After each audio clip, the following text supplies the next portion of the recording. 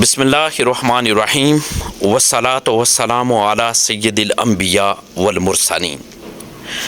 اللہ تعالیٰ ہماری دعاؤں کو سنتا ہے اور قبول بھی کرتا ہے، لیکن بعض اوقات ہمیں لگتا ہے کہ ہماری دعائیں قبول نہیں ہو رہیں۔ اس کی کئی وجوہات ہو سکتی ہیں جنہیں قرآن و احادیث اور انبیاء اور صحابہ کی زندگیوں سے ہم سمجھ سکتے ہیں۔ دیکھیں، قرآن و حدیث میں اللہ تعالیٰ نے دعا کی قبولیت کے کچھ اصول بتائے ہیں۔ اللہ تبارک و تعالیٰ نے قرآن میں ارشاد فرمایا، وَقَالَ رَبُّكُمْ اُدْعُونِي أَسْتَجِبْ لَكُمْ، اور تمہارا رب کہتا ہے مجھے پکارو میں تمہاری دعا قبول کروں گا۔ حضور تاجدار کائنات صلی اللہ علیہ وآلہ وسلم نے ارشاد فرمایا، جب کوئی مسلمان دعا کرتا ہے تو اللہ اسے 3 طریقوں میں سے کسی ایک طریقے سے قبول فرماتا ہے۔ سب سے پہلا جو طریقہ ہے وہ یہ ہے کہ اللہ تبارک و تعالیٰ فوراً وہ چیز دے دیتا ہے جس کی دعا کی گئی۔ دوسرا طریقہ یہ ہے کہ اللہ تبارک و تعالیٰ اس دعا کے بدلے میں کوئی مصیبت ہٹا دیتا ہے۔ اور تیسرا طریقہ یہ ہے کہ وہ جو دعا ہے بندے کی، اس دعا کو آخرت کے لیے اللہ تعالیٰ محفوظ کر لیتا ہے، جہاں اس بندے کو بہترین اجر دیا جائے گا۔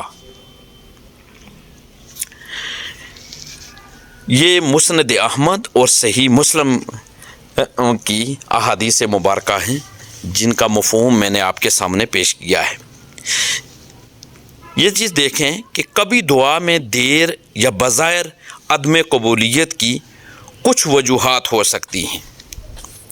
حضور تاجدار کائنات صلی اللہ علیہ وآلہ وسلم نے ارشاد فرمایا، بندہ دعا کرتا ہے مگر جلد بازی کرتا ہے اور کہتا ہے میری دعا قبول نہیں ہو رہی، تو اس کی دعا رد کر دی جاتی ہے۔ یہ صحیح مسلم کی حدیث پاک ہے۔ حضور تاجدار کائنات صلی اللہ علیہ وآلہ وسلم کا ایک اور ارشاد پاک جو صحیح مسلم میں ہے، فرمایا، ایسا شخص جس کا کھانا پینا لباس حرام کمائی سے ہو، اس کی دعا کیسے قبول ہو سکتی ہے؟ یہ چیز بھی یاد رکھیں کہ کبھی اللہ جانتا ہے کہ جو ہم مانگ رہے ہیں وہ ہمارے لیے بہتر نہیں، جیسا کہ قرآن مجید فرقان حمید میں اللہ تعالیٰ نے ارشاد فرمایا، وَعَسَىٰ أَن تَكْرَهُوا شَيْئًا وَهُوَ خَيْرٌ لَكُمْ، ہو سکتا ہے کہ تم کسی چیز کو ناپسند کرو جبکہ وہ تمہارے حق میں بہتر ہو۔ یہ سورہ بقرہ کی آیت نمبر 216 ہے۔ یہ چیز بھی یاد رکھیں کہ حضرت یوسف علیہ السلام کے بچھڑنے کے بعد حضرت یعقوب علیہ السلام نے سال ہا سال دعا کی، لیکن وہ جلد بازی نہیں کرتے تھے، بلکہ کہتے تھے، انما اشکو بسی وحزنی الی اللہ، میں اپنا غم اور دکھ اللہ ہی کے سامنے بیان کرتا ہوں۔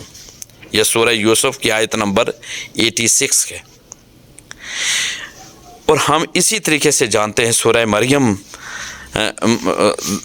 میں دیکھیں کہ حضرت زکریہ علیہ السلام نے بڑھاپے میں اولاد کے لیے دعا کی، اور اللہ نے دیر سے مگر بہترین وقت میں حضرت یحییٰ علیہ السلام کی صورت میں عطا فرمایا۔ اسی طریقے سے ہم دیکھتے ہیں کہ حضرت ایوب علیہ السلام نے بیماری میں صبر کیا اور صرف اللہ سے ہی دعا کی،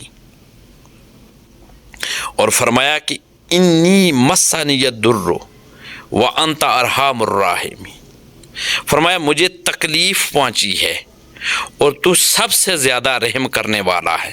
یہ سورہ انبیاء آیت نمبر 83 ہے۔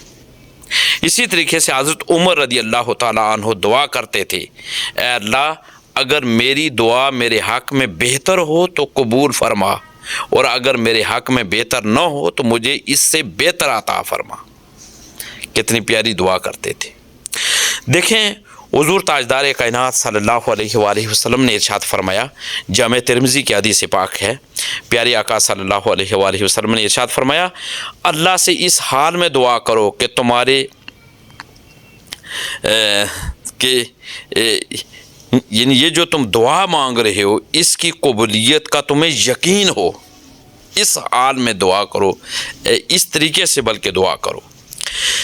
ये जामे तिरमिज़ी की हदीस पाक का मफ़हूम है। और देखें कि हराम कमाई दुआ की कबूलियत में रुकावट बन सकती है। अल्लाह तबारक व तआला ये भी इरशाद फरमाता है कि वस्बिर फ़इन्नल्लाह ला युदियु अजरल मुहसिनीन, सब्र करो, अल्लाह नेक लोगों का अजर ज़ाया नहीं करता। सूरह हूद आयत नंबर 115 में ये इरशाद फरमाया। और ये याद रखें कि कुछ औकात ऐसे हैं जो दुआ की कबूलियत के लिए बहुत बेहतरीन हैं। तो बेहतरीन औकात में से दुआ करना वो कौन कौन से औकात हैं?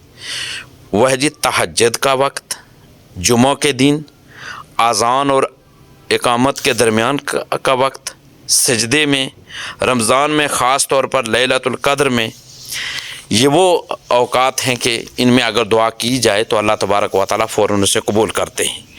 याद रखें कि हमारी दुआएं ज़रूर कबूल होती हैं, बस हमें सब्र, यकीन और अच्छे अमाल के साथ अल्लाह से मांगना चाहिए।